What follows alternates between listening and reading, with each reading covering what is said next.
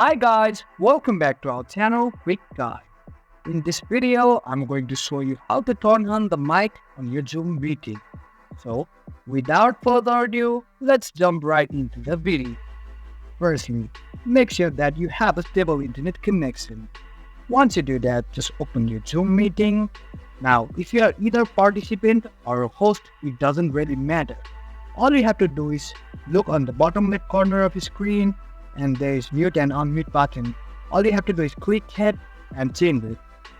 That's how you unmute yourself in the Zoom meeting. That's it for today guys. If you find this video helpful, then don't forget to give thumbs up. Comments and feedbacks will be appreciated.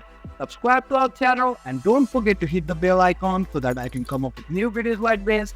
Until then, have a great time.